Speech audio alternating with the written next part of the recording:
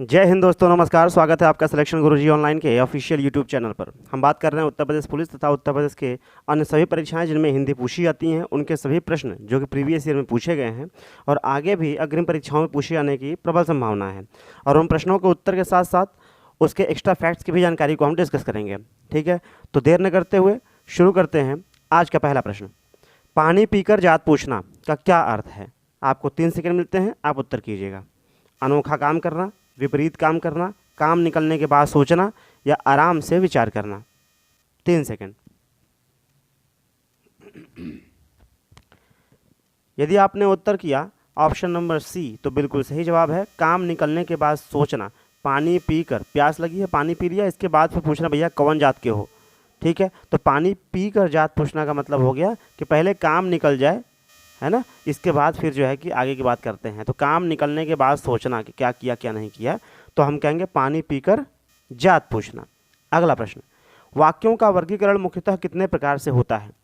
2, 3, 6, 8। 3 second. यदि आपने चुना ऑप्शन नंबर ए 2 प्रकार से तो आप बिल्कुल सही हैं। वाक्यों का वर्गीकरण मुख्यतः 2 प्रकार से होता है। बहुत ज़्यादा कन्फ्यूजन है इसमें। 3, 8 भी को ऑप्शन भी जो है कि अपने आप में कन्फ्यूजिंग ऑप्शन है, तो ज़रा ध्यान से समझिएगा। जो वाक्य होता है, वाक्य का जो वर्गीकरण होता है वो 2 प्रकार का होता है। ठीक है, वाक्य का वर्गीकरण 2 प्रकार का, एक रचना के आधार पर होता है और एक अर्थ के आधार पर होता है। ठीक है, तो ये वाक्य का वर्गीकरण मुख्यतः 2 प्रकार से होता है, यही सही आंसर हो जाएगा। अब रचना के आधार पर कितने वाक्य होते हैं तो आप कहते हैं 3 वाक्य होते हैं, और अर्थ के आधार पर कितने वाक्य होते हैं तो आप कहते हैं 8 वाक्य होते हैं। 8 प्रकार के। रचना के आधार पर कौन कौन से होते हैं? सरल वाक्य, मिश्र वाक्य और संयुक्त वाक्य। अर्थ के आधार पर कौन कौन से होते हैं?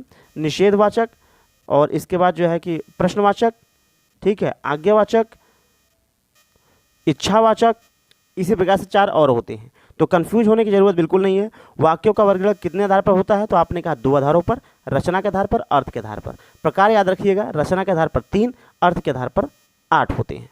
ठीक है, वीडियो अगर पसंद आ रहा हो तो लाइक ठोक दीजिएगा। अगला प्रश्न, भाववाचक शुद्ध अनुवाद कीजिए, भावयुक्त शुद्ध अनुवाद कीजिए। आई वॉज जो ओवरजॉयड, आई वॉज ओवरजॉयड। मैं उल्लसित था, मैं खुशी से ऊपर था, मेरा दिल बाग बाग हो गया, मेरी खुशी ज़्यादा थी। 3 सेकंड। यदि आपने चुना ऑप्शन नंबर सी तो बिल्कुल सही जवाब है, मेरा दिल बाग बाग हो गया। आई वॉज ओवरजॉयड मतलब बहुत प्रसन्न था, बहुत ज़्यादा प्रसन्न था। तो खुशी से ऊपर कोई शब्द नहीं होता, सेंटेंस का फ्रेमिंग गलत है। मैं उल्लसित था, ये भी गलत है। मेरी खुशी ज़्यादा थी, ये भी गलत है। मेरा दिल बाग बाग हो गया, बिल्कुल सही जवाब है। अगला प्रश्न, पावन का संधि विच्छेद क्या होगा? पा प्लस 1, प धन आवन, पौ धन अन या पो धन अन। 3 सेकंड। यदि आपने चुना ऑप्शन नंबर सी तो बिल्कुल सही जवाब है, पौ धन अन। देखिए, यह अयादि संधि का भेद है। किसका? अयादि संधि का। अयादि संधि का नियम क्या कहता है? अयादि संधि का नियम ये कहता है कि भाई ओ धन अ अगर मिल गया, ओ धन अ मिल गया तो वो अव हो जाएगा। क्या हो जाएगा? अव। ठीक है, और अगर अ धन अन मिल गया अ तो आव हो जाएगा ना। तो आपने कहा पावन में आव है ना, पाव आव है, तो हम कहेंगे औ और अ मिलाना पड़ेगा। तो हमने कहा पौ धन अन, पावन। अगर ये पवन कहते तो पो धन अन पवन हो जाता। ठीक है, अब ये अय अव आव हो गया, और एक होता है अय, ये ए धन अ मिलके होता है, और एक होता है आय, ये आय धन अ मिलके बनता है। ठीक है, चलिए अगला प्रश्न, शुद्ध शब्द चुनिए। गंगा जल, वे बुनियाद, बड़ा सा, चौपाया। 3 सेकंड। यदि आपने चुना ऑप्शन नंबर सी बड़ा सा तो बिल्कुल सही है। बड़ा सा जो दिया है वही सही है, बाकी तीनों के तीनों ऑप्शन गलत हैं। कैसे गलत है वो हम बताते हैं आपको। गंगा जल में जो हाइफन इन्होंने लगा दिया यानी योजक चिन्ह लगा दिया, ये गलत बात है। गंगा जल में योजक चिन्ह लगेगा। वे बुनियाद में बेबुनियाद होता है और योजक चिन्ह का प्रयोग नहीं होता है। चौपाया बिल्कुल सही है, लेकिन योजक चिन्ह का प्रयोग नहीं होगा, इसलिए ये भी गलत हो जाता है। अब यहाँ पे योजक चिन्ह क्यों लगा वो भी थोड़ा समझ लीजिएगा। जब जो है तुलनात्मक विवरण या एक तरीके से उनके जो है सार्थकता को दर्शाता है तो वहाँ पे हाइफन लगता है। जैसे बड़ा सा, अगर हम कहें छोटा सा, ठीक है, अगर सा लगा दिया तो क्या हो जाएगा, हम कहेंगे एक सा, तो वहाँ भी क्या लगेगा, हाइफन लगेगा। सा से सी अगर प्रयोग होता है तो हम हाइफन यानी योजक चिन्ह लगाते हैं। अगला प्रश्न, निम्न में से किस वाक्य में अकर्मक क्रिया है? पानी बरस रहा है, मैं गेहूं पिसवाता हूँ, श्याम निबंध लिखता है, या राम मोहन को रुला रहा है। 3 सेकंड। यदि आपने चुना ऑप्शन नंबर ए तो बिल्कुल सही जवाब है। यही अकर्मक क्रिया का उदाहरण है, पानी बरस रहा है। मैं गेहूं पिसवाता हूँ, ये सकर्मक है। देखिए, सकर्मक अकर्मक जो हैं वो क्रिया के भेद हैं कर्म के आधार पर। और आप कहिए कि भाई सकर्मक अकर्मक को अगर फाइंड आउट करना है तो बहुत ही आसान तरीका है कि जो सेंटेंस दिया हो, जो वाक्य दिया हो, वहाँ पर आप क्या और किसको, क्या किसको, ये 2 प्रश्न पूछिए, किसी प्रश्न का जवाब मिल गया तो आप कह दीजिए कि भाई सकर्मक है, नहीं तो अकर्मक है। देखिए, मैं गेहूं पिसवाता हूँ, क्या पिसवाता हूँ, मैं क्या पिसवाता हूँ, गेहूं पिसवाता हूँ। श्याम निबंध लिखता है, श्याम क्या लिखता है, निबंध लिखता है, तो सकर्मक हो गया। राम मोहन को रुला रहा है, राम किसको रुला रहा है, राम मोहन को रुला रहा है, इसलिए तीनों के तीनों सकर्मक हो गए। अब ये पानी बरस रहा है, पानी क्या बरस रहा है, जवाब नहीं मिल रहा है। पानी किसको बरस रहा है, ये भी जवाब नहीं मिल रहा है, तो इसलिए ये अकर्मक क्रिया हो जाएगी। ठीक है, बहुत कन्फ्यूजन होता है, लोग कहेंगे भाई क्या बरस रहा है, पानी बरस रहा है। अरे भाई, आपसे पूछा जा रहा है कि कर्ता क्या कर रहा है, कर्ता यहाँ पे कौन है, पानी है। ठीक है, तो कर्ता क्या कर रहा है, तो आपने कहा पानी क्या कर रहा है, पानी कुछ नहीं कर। अब यहाँ पे तो मैं जो करता है वो कुछ ना कुछ कर रहा है ना, क्या कर रहा है, गेहूं पिसवा रहा है। यहाँ पे पानी क्या बरस रहा है, पता नहीं। ठीक है, इसलिए ये अकर्मक क्रिया। अगला प्रश्न, मुझे किस प्रकार का सर्वनाम है? उत्तम पुरुष, मध्यम पुरुष, अन्य पुरुष, या फिर इनमें से कोई नहीं। यदि आपने चुना ऑप्शन नंबर ए तो बिल्कुल सही जवाब है उत्तम पुरुष। मुझे जो है, जो सर्वनाम है वो उत्तम पुरुष सर्वनाम है। देखिए, सर्वनाम के भेद होते हैं 6। कितने भेद होते हैं? 6 होते हैं। और पहला होता है पुरुषवाचक सर्वनाम। क्या होता है? पुरुषवाचक सर्वनाम। इस पुरुषवाचक सर्वनाम के अंतर्गत 3 पुरुष होते हैं। एक होता है उत्तम पुरुष। उत्तम पुरुष यानी मैं, हम, मुझे, इस प्रकार के जो शब्द होते हैं यानी अपने से रिलेटेड, वो उत्तम पुरुष होता है। एक मध्यम होता है, ठीक है, जिससे आप बात कर रहे होते हैं। जैसे मैं बात कर रहा हूँ, जिससे बात कर रहा हूँ मैं, उसको क्या बोलूँगा, तुम या आप। ठीक है, तो वो मध्यम पुरुष हो जाएगा। और तीसरा कोई जिसके बारे में हम बात कर रहे होंगे उसे अन्य पुरुष कहते हैं, और उसको हम कहेंगे वह, वे, है ना। तो ये हो जाता है अन्य पुरुष। ठीक है, चलिए अगला प्रश्न, अर्थ के आधार पर शब्द कितने प्रकार के होते हैं? 3, 4, 5, 6। 3 सेकेंड। यदि आपने चुना ऑप्शन नंबर बी 4 तो बिल्कुल सही जवाब है। अर्थ के आधार पर जो शब्द होते हैं वो 4 प्रकार के होते हैं। कैसे? बहुत ध्यान समझिएगा शब्दों के प्रकार। देखिए, शब्द मुख्यतः होते हैं 2 प्रकार के। कितने प्रकार के? 2 प्रकार के। एक होता है सार्थक और एक होता है निरर्थक। क्या होता है? एक सार्थक, एक निरर्थक। इसके बाद निरर्थक में कोई पार्ट नहीं होता है। सार्थक 4 आधारों पर वर्गीकृत किया जाता है। कितने आधारों पर? 4 आधारों पर वर्गीकृत किया जाता है। आइए देखते हैं किन कैसे इनको वर्गीकृत करेंगे। देखिए, इनको 4 आधारों पर वर्गीकृत करते हैं, और वो करते ऐसे हैं कि भाई 4 आधार कौन से? पहला होता है स्रोत के आधार पर। स्रोत के आधार पे इनके होते हैं पार्ट 5। दूसरा होता है कौन कौन से भाई? तत्सम, तद्भव, देशज, विदेशज, संकर। ठीक है। दूसरा होता है रचना या बनावट के आधार पे। इसके आधार पे होते हैं 3। कौन कौन से? ये होते हैं रूढ़ शब्द, यौगिक शब्द, योग रूढ़ शब्द। और तीसरा होता है रूप या बनावट के आधार पर, रूप या प्रयोग के आधार पर। रूप या प्रयोग के आधार पर होते हैं 2। कौन कौन से? विकारी, अविकारी। और इसके बाद चौथा होता है अर्थ के आधार पर। अर्थ के आधार पर होते हैं 4। और 4 कौन कौन से होते हैं? ये 4 होते हैं एकार्थी, अनेकार्थी, इसके बाद जो है कि समानार्थी, विलोमार्थी। ठीक है। तो इसलिए ध्यान से फिर से लिख लीजिए इसको। जो शब्द होते हैं वो मुख्यतः 2 प्रकार के होते हैं, सार्थक, निरर्थक। इस सार्थक के 4 पार्ट होते हैं और निरर्थक के कोई पार्ट नहीं होता। सार्थक के कौन कौन से? बस रचना के आधार पर 5, इसके बाद स्रोत के आधार पर 5, रचना के आधार पर 3, रूप या प्रयोग के आधार पर 2 और अर्थ के आधार पर 4 होते हैं। बहुत ज़्यादा पूछाता है पार्ट। चलिए अगला प्रश्न, लालटेन शब्द निम्न वर्गों में से किस वर्ग में आता है? तत्सम, तद्भव, देशज, विदेशज। 3 सेकेंड। यदि आपने चुना ऑप्शन नंबर डी तो बिल्कुल सही जवाब है विदेशज। जो लालटेन है वो लालटेन है बेसिकली लैंटर्न। क्या है? लैंटर्न। मूल शब्द है लैंटर्न, लेकिन हम इसको प्रयोग करते करते लालटेन बोलने लगे। क्या बोलने लगे? लालटेन। तो अब ये लैंटर्न जो है वो कहाँ से? भाई अंग्रेजी भाषा का शब्द है, तो अंग्रेजी जो भी अपनी हिंदी भाषा से इतर शब्द कोई होगा, अंग्रेजी से होगा, फारसी से होगा, उर्दू से होगा, तमिल से होगा, मतलब अन्य किसी भी भाषा से होगा, तो उसे हम विदेशी शब्द कहेंगे। ठीक है, अब तत्सम की बात कर लेते हैं। तो जो संस्कृत वाला शब्द होता है हूबहू हमारे हिंदी में प्रयोग किया जाता है वो तत्सम होता है, और उसका अगर हिंदी रूपांतरण हमारे पास आता है तो वो तद्भव होता है।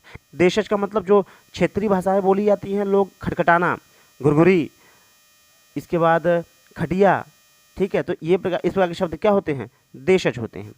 अगला प्रश्न, यशोदा में प्रयुक्त संधि का नाम क्या है? यशोदा स्वर संधि, व्यंजन संधि, विसर्ग संधि या इनमें से कोई नहीं? यदि आपने चुना ऑप्शन नंबर सी तो बिल्कुल सही जवाब है विसर्ग संधि। देखिए यशोदा में अब आप कहेंगे भाई विसर्ग संधि कहाँ से आ गया? ध्यान समझिएगा, संधि होते हैं 3 प्रकार के, आपको पता है कौन कौन से? स्वर, व्यंजन, विसर्ग। ठीक है, ये 3 प्रकार के हैं। अब यशोदा में विसर्ग कैसे लगेगा?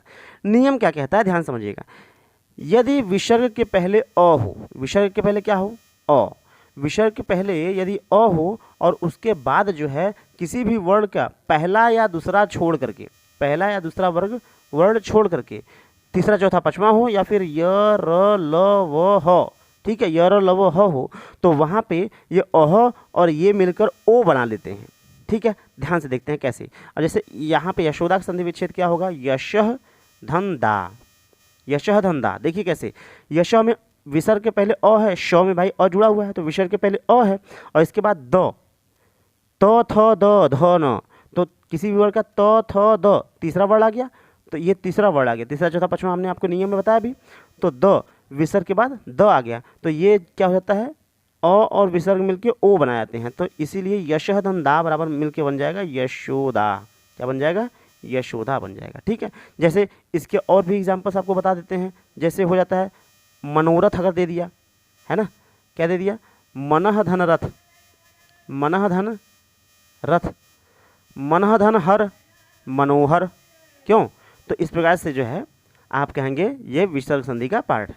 चलिए अगला प्रश्न, कुर्सी पर मास्टर जी बैठे हैं, इस वाक्य में कुर्सी शब्द किस कारक में है? करण कारक, संप्रदान कारक, संबंध कारक या अधिकरण कारक? यदि आपने चुना ऑप्शन नंबर डी तो बिल्कुल सही जवाब है अधिकरण कारक।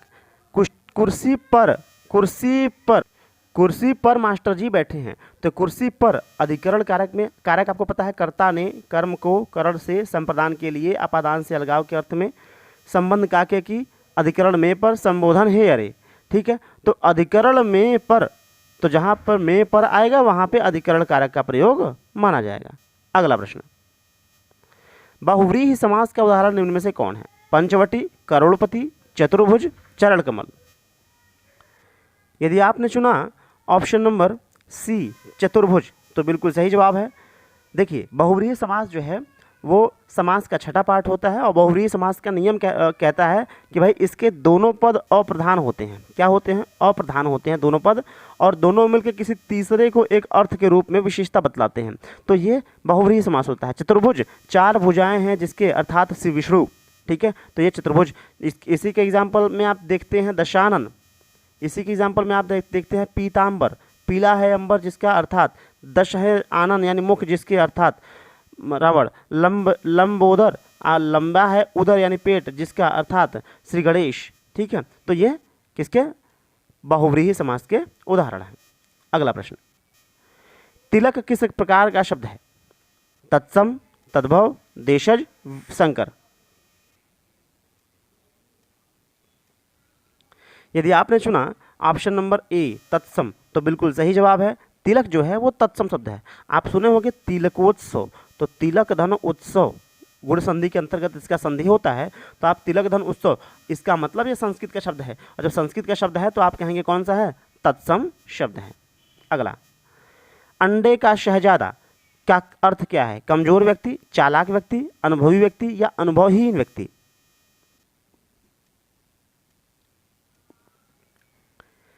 यदि आपने चुना ऑप्शन नंबर डी तो बिल्कुल सही बात है। अंडे का शहजादा का अर्थ होता है अनुभवहीन व्यक्ति। ये मुहावरे हैं और इनको याद करना मतलब जो है याद करना ही एक प्रमाण होता है, बाकी आप ट्रिक से आप इसको कनेक्ट करते रहें।